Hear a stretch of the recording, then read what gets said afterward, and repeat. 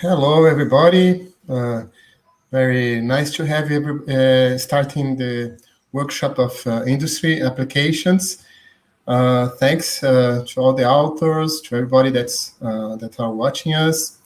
Today, it is a pleasure to have three important works we have received here. First of all, we will listen an automatic contrast validation approach for smartphone teams, it's made from people from Syria.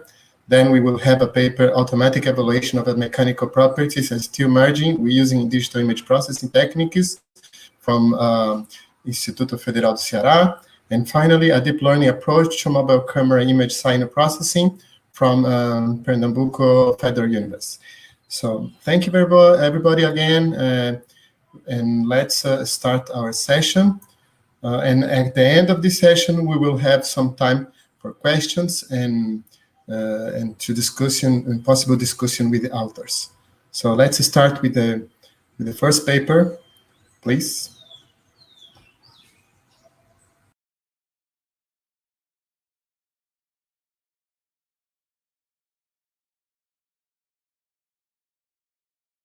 It is R&D Institute located at Manaus, Brazil. I'm going to present this work entitled Our Automatic Contrast Validation Approach for Smartphone Themes. Uh, First, for contextualization, I'd like to explain what I mean by smartphone theme. Mobile themes are specific software made by smartphone manufacturers intended to change the general look and feel of mobile phone users interface. It can customize more than 100 screens of Android operation system user interface. The development of a theme by designer is a European process that involves configuring more than 200 parameters. Uh, for example, colors and images.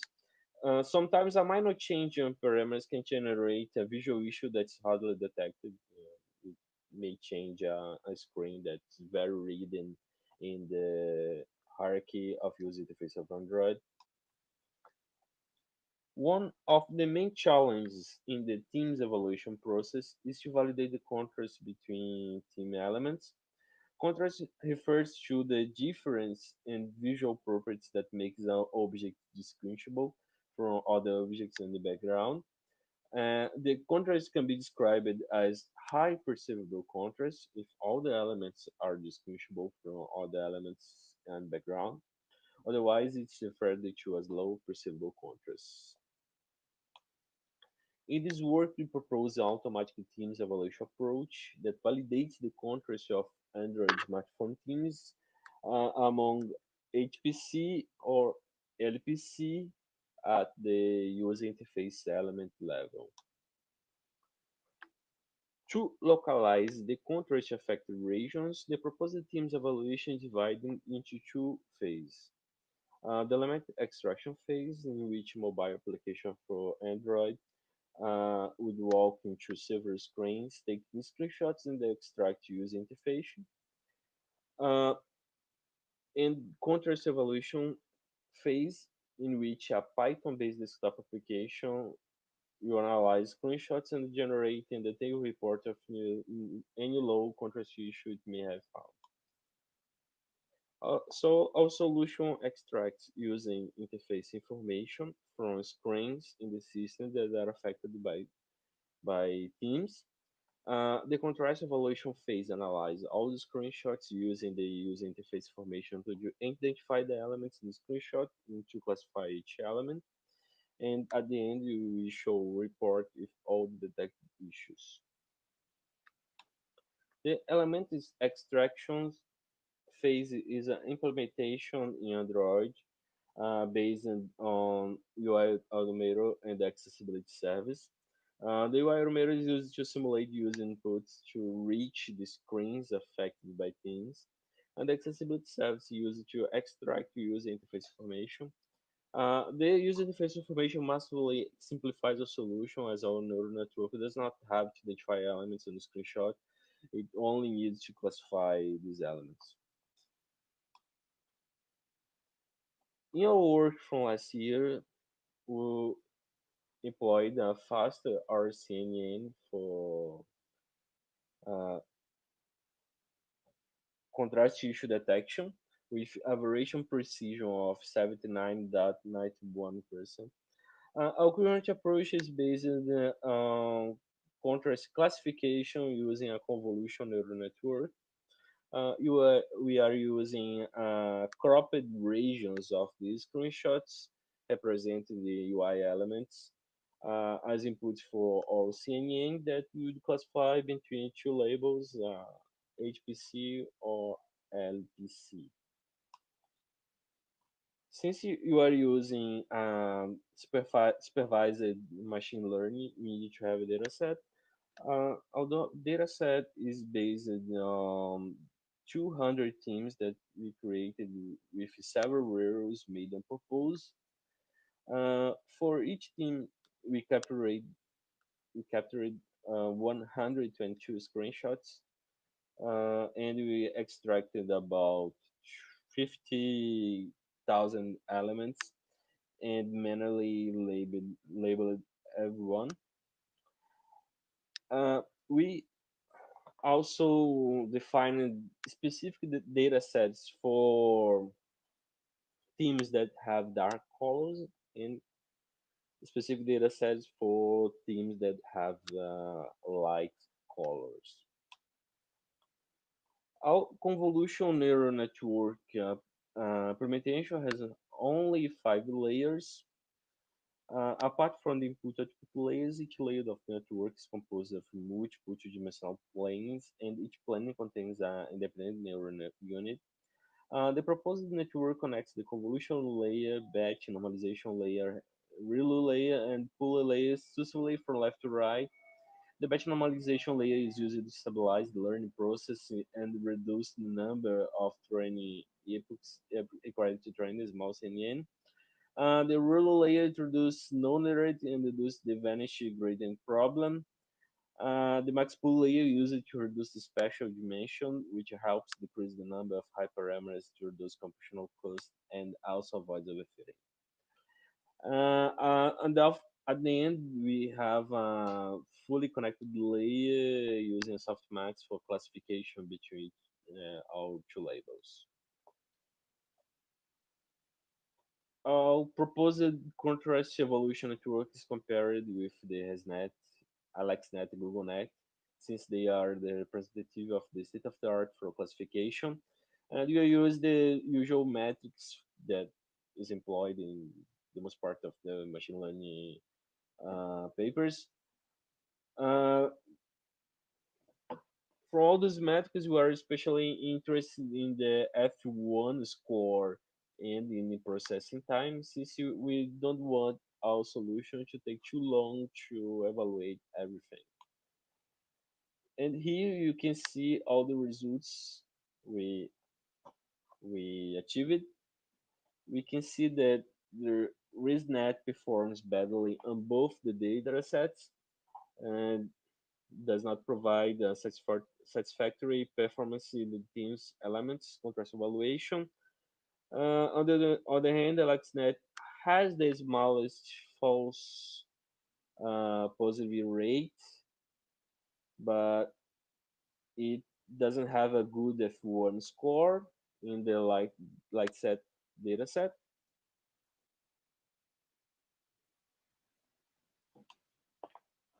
And you also notice that the all proposed method has performed consistently well both the data sets and only has a difference of 0.3 points across data set.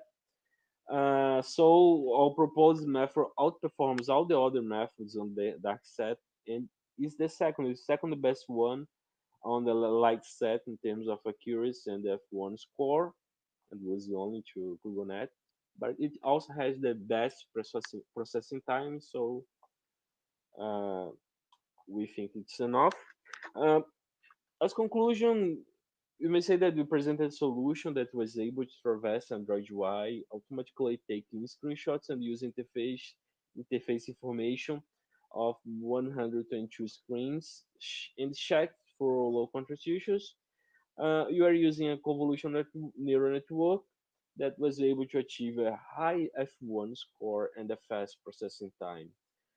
We concluded that using a neural network with a small number of layers is more interesting since it was able to generalize better and was able to classify among elements contain or not contain contrast fusion. And if it works like to using a single model for both kind of themes, the dark themes and the light themes. And that was the reference I mentioned during the presentation. And thank you. Here's my mail. If you have any question, please be in touch. Thank you.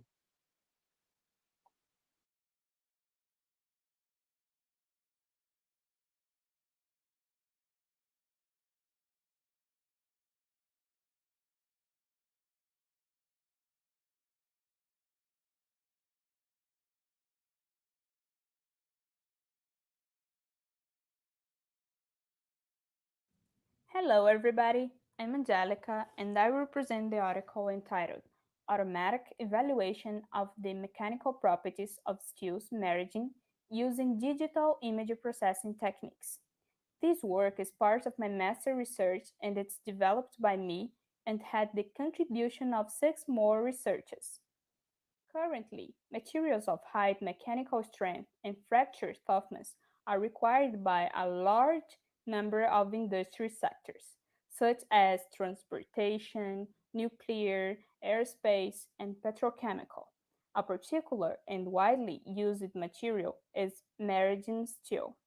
To evaluate the mechanical properties of a material, it is necessary to apply a series of exhaustive tests that require specialized and trained professionals. Besides that, these traditional tests present complex validation protocols and high costs. The purpose of this work is to present a simple way to obtain this evaluation through the application of digital processing image techniques. Researchers at work of Filho 2018 subject marine steel samples to different temperatures on test K1C.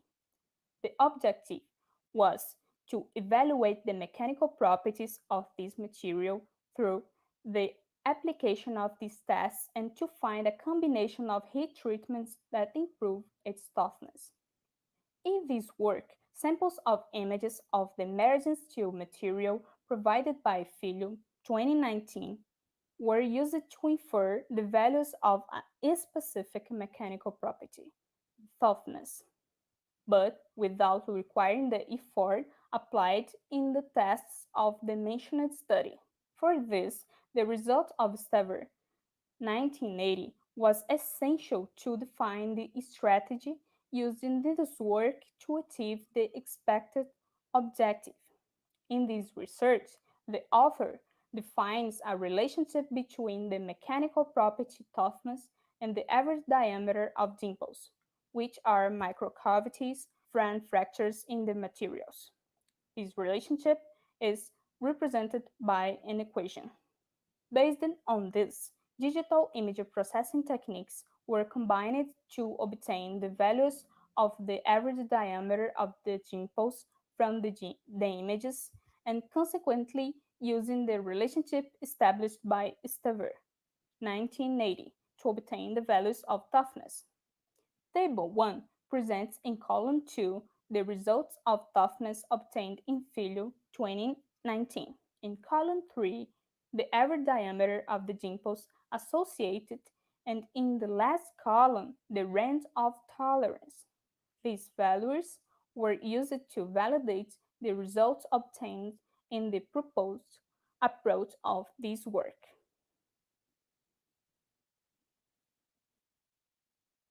As previously mentioned, was used in this work the database of 121 samples provided by Filho 2019, and the step-by-step of application of deep methods is shown below in Figure 1. In Step 1, all the black stripe in the original images were removed, which contains information about the acquisition of the image. In step 2, the dimples were segmented in images. For that, 4 combinations of deep techniques were tested: watershed with extended minimum transform, watershed wide top hat transform, adaptive local thresholding, and thresholding using Notsus method. The parameters of the first and second techniques were found by the optimization algorithm research. The last two techniques mentioned don't require parameters, as both ways are adaptive and adjust their settings automatically according to the image. In step 3, the centroids of each dimple segmented in step 2 were found. That's the weighted average of the dimple's pixels. In step 4, the average diameter of the dimples was calculated. For that, two ways were tested. First, the mean distance between the centroid and the edge of each dimple was calculated, and it was multiplied by 2. The second, the minimum distance between each centroid and the other centroids were calculated. In step 5, the tenacity was calculated through the mathematical relationship defined by Stever, 1980. Finally, the results were validated with the results of Filho, 2019, using like evaluation measure the Euclidean distance. Table 2 presents the 8 experiments realized from combinations of the segmentation techniques mentioned in step 2 and the procedures used to calculate the average diameters of the dimples mentioned in step 4. In this section, I will present the obtained results in this work. Figure 2 illustrates the step-by-step described in the methodology applied to an image of experiment 1. The image A represents the black stripe removed. The image B, the meeting of local minimum using the extended minimum transform. The image C, the result of application watershed transform. The image D, the procedure necessary to identify the regions meeting of related components. The image E, the meeting of centroids. And finally, in F, the calculation of the average diameter of dimples. Table 3 shows the results of the mean and standard deviation of toughness obtained in each experiment. These values are grouped by the temperature applied to each subset of samples in the test of Filho. 2019. This procedure was necessary to permit validate the results of this work with those obtained by Filho, 2019, that they're presented in the last row of the table. Analyzing the table, it is possible to notice that the results obtained in experiments 1 and 2 were significantly better and more similar to the results obtained by Filho, 2019. This is easily explained by the fact that in these two experiments, the watershed segmentation technique was used, and this method is a powerful tool for image segmentation, which is ideal to targeting regions of gray shades that aren't uniform and that aren't well defined. It's the case with the set of images from this work. Besides that, the combination with the extended minimum transform is better than the wide top hat transform because requires a simple parameter that is inversely proportional to the value of the average diameter of the dimples. Thus, applying a research with a wide range of values, the probability of finding the ideal average diameter of the dimples is higher. Experiments that used the adaptive threshold or optimized global threshold using the OTSO methods as segmentation methods didn't have satisfactory results because These types of segmentation are ideal for segmenting objects whose gray tone is very different from the gray tone of the image background, which isn't the case with image base of this study.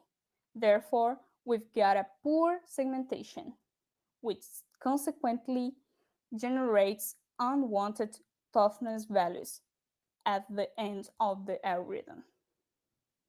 As initially proposed, several combined deep techniques were applied to find the average diameter of the dimples and consequently the toughness values. The methods extended minimum transform and the white top hat transform were used to find the markers to apply in the watershed transform, and another two segmentation techniques were tested: adaptive threshold and global optimal limit transform methods using the Otso method. The combination of the watershed with the EMT methods showed more significant equivalence with the traditional techniques performed by specialists. Thus, the main contribution of this work consists in to present a new automatic approach for calculating the mechanical properties of merging steel in digital images using combinations of digital image processing methods. The system proposed in this work allowed automatically to calculate the toughness of the merging steel without the need for expensive equipment, without the need for specialized and trained professionals or the need to follow complex validation protocols.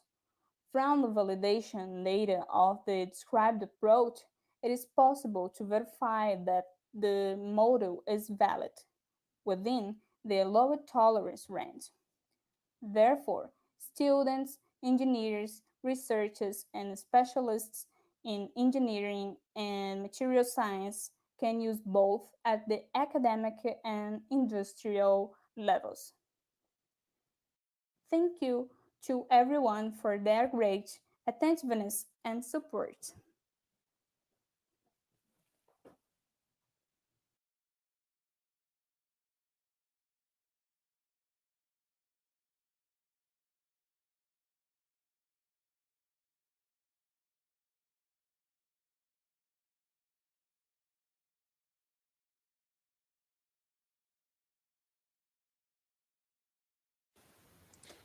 Hello everyone, I am José Iveson and I will present a deep learning approach to mobile camera image signal processing.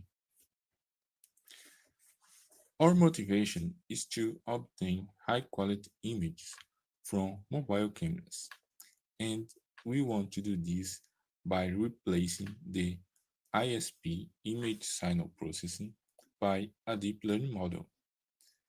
The ISP is the key component when applying the procedures to reduce the noise and produce the colored image. The industry of smartphones has releases periodically, and the camera is important feature for that. Since the hardware restrictions compared to high-end professional cameras, the solutions are software-based to get high-quality images. The figure has an example of these steps to get the final image from the raw data. Our start point is the merged image. The pipeline can change depends on the device, but we can see the white balance that scales the channels. The demosaicing reconstructs the full color image from the incomplete color samples. The chroma denoising reduces red and green spots in dark areas of low-light images. The local tone mapping that is used for high dynamic ranges reduces the contrast between highlights and shadows while preserving local contrast. The hazing reduces the effect of blur. Global tone mapping increases contrast and apply gamma correction. The sharpening improves the contrast at the edges. The hue and saturation adjusts the blue and green colors. Due to the physical characteristics of each sensor, the parameters of these procedures need to be tuned for new devices. The deep neural networks can generalize the tuning, saving manual efforts and be efficient. So they have been used in image-to-image tasks, and we expect that with a decent amount of data and a good network, it will be possible to learn the image signal processing. For training the network, we apply a pre-processing stage before the input of the network. This to improve the results.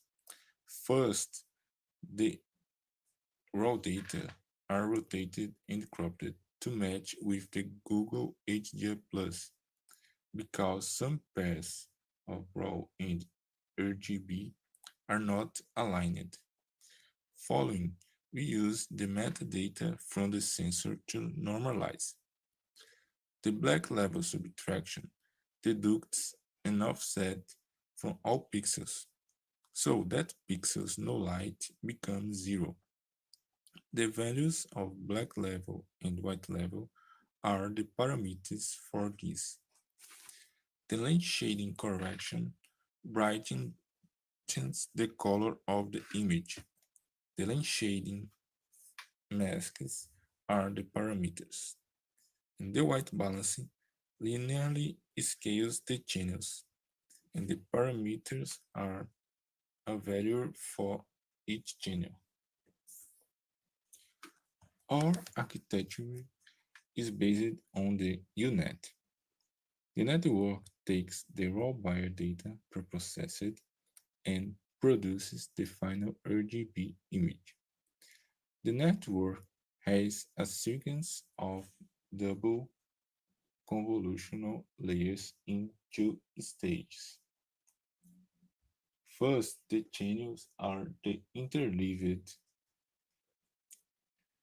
In the downstage, the dimension is reduced by 2 using a max pooling layer after two convolutional layers. In the upstage, the dimension is increased by 2 using a upsampling after two convolutions. The layers in the two stages are connected by concatenation. In the end, we have a pixel convolutional to output the RGB representation. For all convolutional layers, the ReLU activation is used. The loss function measures the estimated and the expected answer, guiding the optimizing. Its choice is critical for the learning of the network, and this is the main contribution of our work. As we want to synthesize images high visual quality compared to ISP, the loss function must capture perceptually important differences. So we combine local similarity and perceptual measures.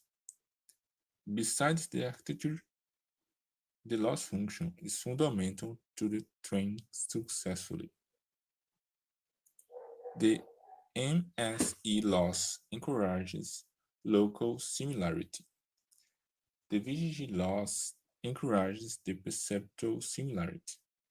We use a pre-trained VGG with 19 convolutional layers. The style loss measures the difference in style by comparing global statistics with a grand matrix. The variation regularizer induces spoof spatial smoothness. The group normalization normalizes the distribution of a group of channels along the height and width by the same mean and standard deviation. It learns some parameters for scale the data.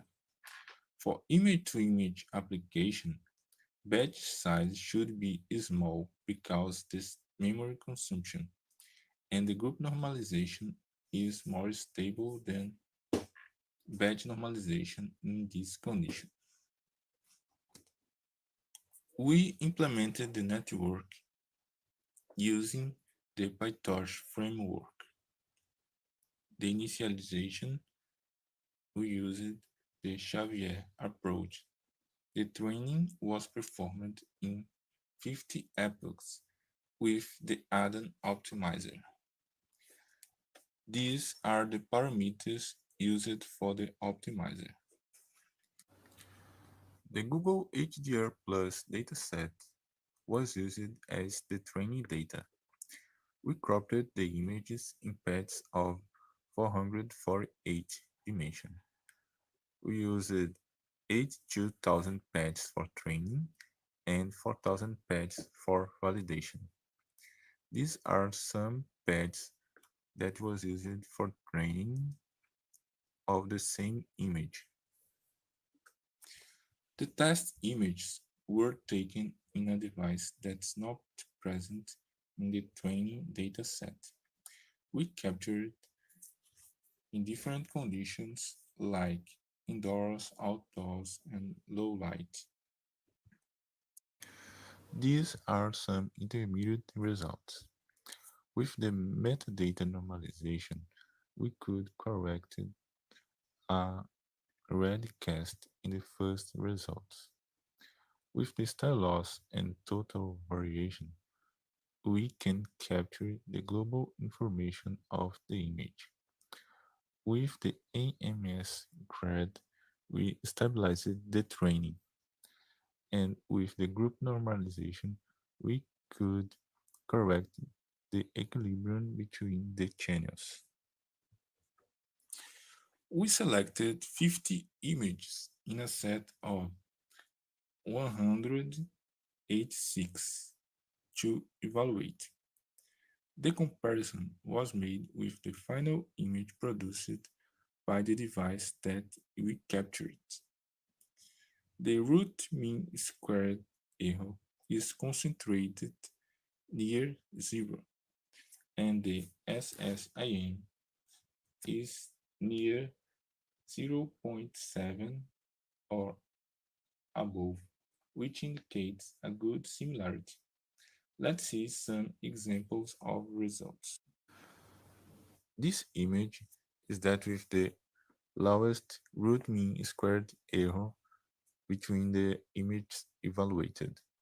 So in the left, we have the reference image from the device. In the middle, we have the network output, and in the right, we have the difference image. For difference image, we set the maximum value where there are a difference between the two images, and 0 where there are no difference.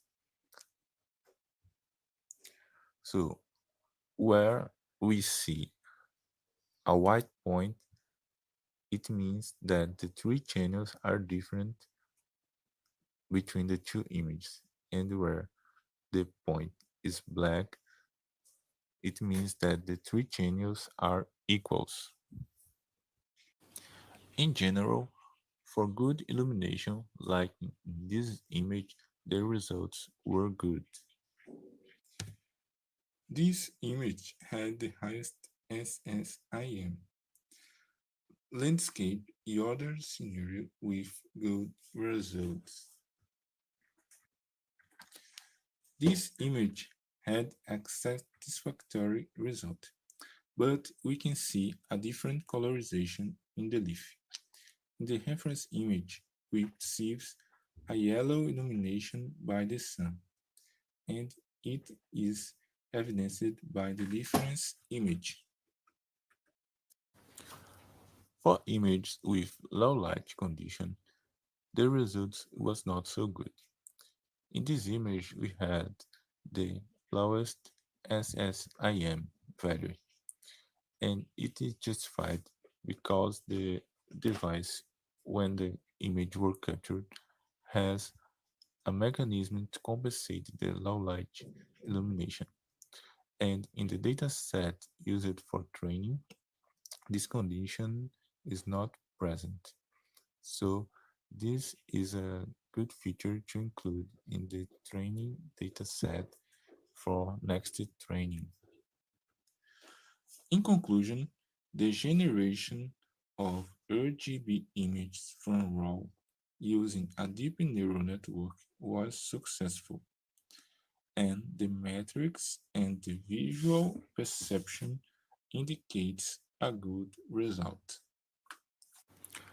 For the continuation of the work, we intend to improve the results in low-light scenes by include this condition in the training dataset. After that, we want to evaluate other deep learning architectures different of UNet. And finally, embed the network in camera application for smartphones. Thank you for your attention in the presentation of a deep learning approach to mobile camera image signal processing.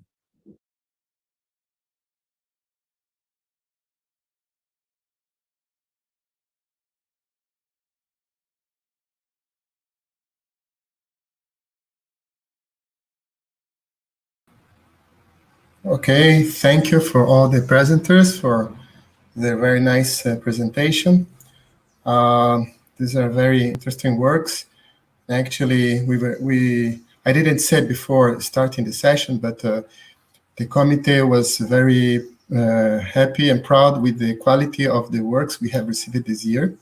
So these were 3 very good papers selected for the workshop. So now we will start with the discussions and questions. All the authors are, well, I mean, we have 1 author per paper present here, and they will be discussing and answering questions. So I have some questions, but since we have a limitation in our system related to the number of people that can be connected at the same time, we will first call the authors from the first paper, which is, let me see here,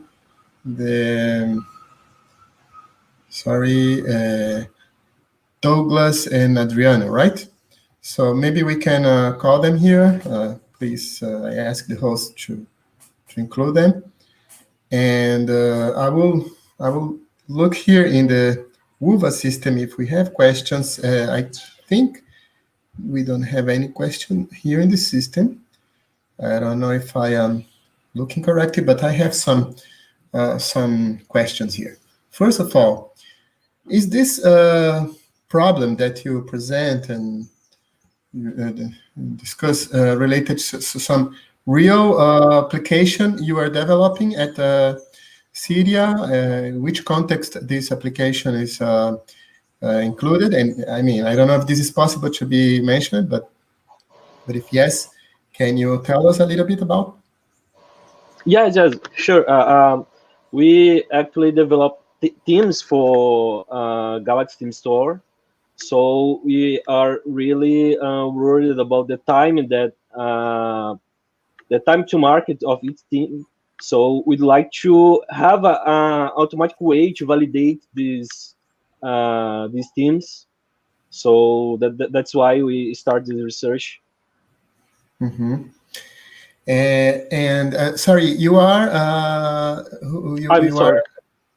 So, sorry, I forgot to present myself. I am Adriano, one of the Adriano, authors. okay. Oh, okay, Adriano. Yes, thank you, Adriano. And Adriano, does these results were validated by designers or people that I mean use it to make these themes, or what was their opinion about this the results achieved by the automatic system? Yeah, it's actually a work in progress. Um, they have used it, and using these systems, you are able to accelerate the process of validation.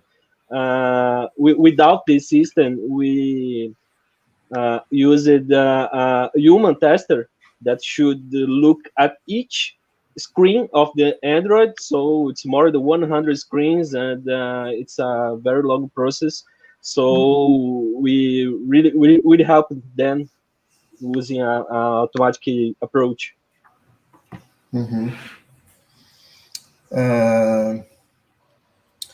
Okay.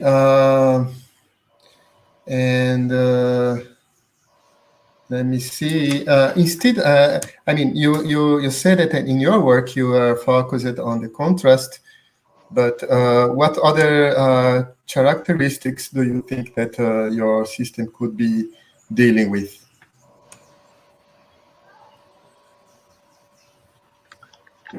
Well, indirectly, we had our early work last year where we were able to identify using interface elements of the Android. We could identify exactly where are a button in the screen, where are the attacks. So you think that layout could be? I mean, the layout of the theme also could be possible extension of the work. Mm-hmm. Sure. Okay, nice. All right, thank you, Adriano. I don't have any other questions. Let me see in the system. Until now, I'm not sure if I'm looking correctly, but here in UVA, this is kind of new for me. But it seems that I don't. Until now, we don't have any other questions. Okay, you please stay there, Adriano, and if we have another one, I call you back. Okay. Okay, thank you. So, thank you, Adriano. So please ask the host now to connect the two other authors.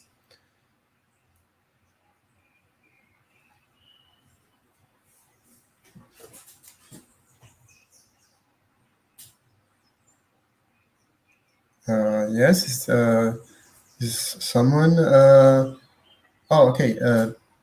Douglas from this paper. No, I think you can connect now all the others. Lucas. It's Jose Ibsen and Tsang. And please identify yourself so we can know we know who you are and. Hello, I'm Jose Ibsen. Okay. Hi, my name is Sang. I'm together with Ibson Mario. Okay. All right. So Jose Ibsen and Tseng, you are related to the last paper. Okay. Let me look here in the system if we have questions. I think no. Well, let me ask something for you. Could you explain me a little bit more? What is the style loss function? Just what exactly the style loss is? Yes, it's a loss that calculates the style in the image. It is used in style transfer problems, and we have applied in this because in some images we would like to capture the effect of the image. Like if you just use local similarity, we lost the global information of the image. Okay. Do you have any? I mean, I didn't saw in your presentation. I'm not sure if you included this on the paper, but do you make any performance analysis on your approach? No, we don't and had this evaluation of the time execution in smartphone. But we are executing this nowadays. Okay. And you also mentioned that it is possible to have another architectures instead of the unit. Which I mean, do you have any idea of which one, which architecture could be this possible solution? Yeah, so we base it on UNet because the memory we believe that is easier to employ it in a smartphone because of the architectures has a big number of parameters. So we are investigating that other architectures that are convolutional applied in Mhm. image to image that can be applied in smartphones too because the Mhm. If you have a video sequence instead of an image, do you think that your method guarantees temporal uh, temporal Coherent. precision? Yes, or Uh, some noise will be present. No, this basically you need to evaluate another kind of network with temporal cohesion, and probably use something like a recurrent modulo, so you can see the difference in between frames. Yeah, Okay. that will be another different architecture. That's basically what Steve mentioned. And there is a research on this video improvement. They use another architecture. I see. Okay. All right. Thank you very much again. I'm checking here the WUVA. It seems that there are no more questions. So please stay there, and if someone else wants to ask, we will call you back. And I will call now Douglas, which is the author related to the second paper. Douglas, are you there? Yes. Hi, Douglas.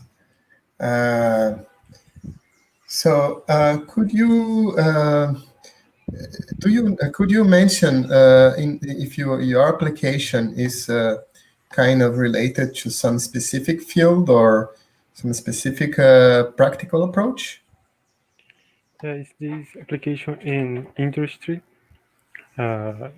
transport, petrochemical, or I know, special I know, but is it being for a very specific domain, or for instance on a specific oil and gas approach, or is more broad?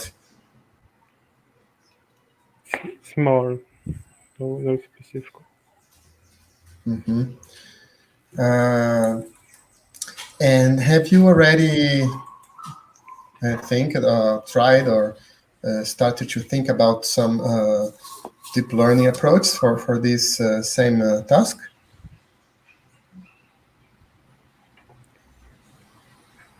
I don't understand. I saw that in your work you did. It seems that you didn't use it any deep learning approach, right? I'm asking if you already considered or imagine that there are some possible architectures that can deal with the same